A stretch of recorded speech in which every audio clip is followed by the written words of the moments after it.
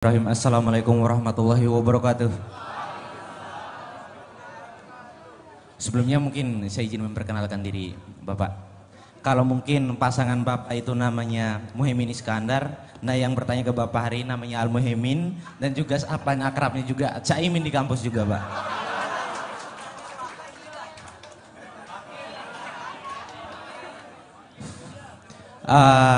Saya berasal dari kampus Politeknik Medika Farma Husada Mataram dan sekarang menjabat sebagai Presiden Mahasiswa Politeknik Medika Farma Husada Mataram. Jadi saya ingin mempertanyakan, Pak, mungkin langsung kepada poinnya langsung.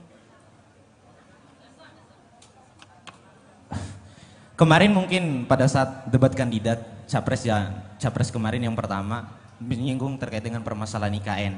Nah, mungkin Bapak telah menghadirkan tuh beberapa gagasan terkait dengan solusi terhadap IKN ini sendiri. Kemudian yang selanjutnya mungkin saya langsung kepada poinnya. Kalau dilihat-lihat barang ini kayaknya agak sensi untuk Pak Anies itu sendiri terhadap penilaian Bapak terhadap IKN.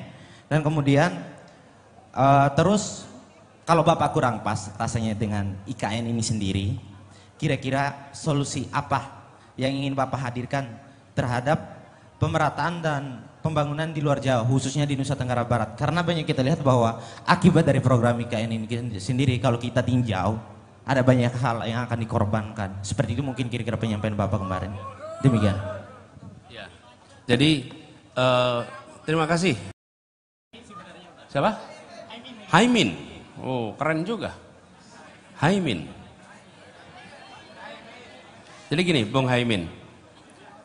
Ini soal sumber daya yang kita miliki. Kita punya sumber daya yang terbatas, yaitu namanya anggaran. Lalu kita punya kebutuhan yang banyak.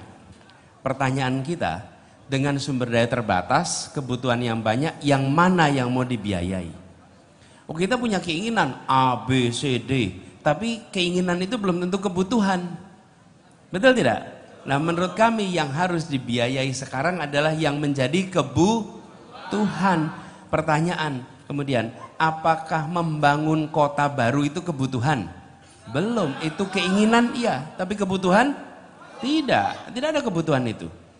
Di sisi lain, bukan hanya masyarakat di luar Kalimantan, di Kalimantan sendiri ada kebutuhan membangun jalur transportasi antar kota se-Kalimantan. Ada kebutuhan memperbaiki sekolah-sekolah rusak se-Kalimantan. Ada kebutuhan membangun puskesmas di setiap desa dan kecamatan se-Kalimantan. Jadi dari Kalimantan sendiri itu banyak kebutuhan mendasar belum tercukupi. Apalagi bila kita masukkan yang di luar Kalimantan. Di Nusa Tenggara masih banyak PR yang harus kita lakukan. Karena itulah kenapa saya melihat alokasi anggaran kita itu sebaiknya digunakan untuk kebutuhan-kebutuhan yang urgen, kebutuhan-kebutuhan mendasar, supaya bisa dirasakan manfaatnya oleh orang banyak. Tapi kalau kita membangunnya hanya satu titik, satu kota, yang merasakan manfaat adalah aparatur negara. Yang nanti menikmati gedung-gedung itu siapa?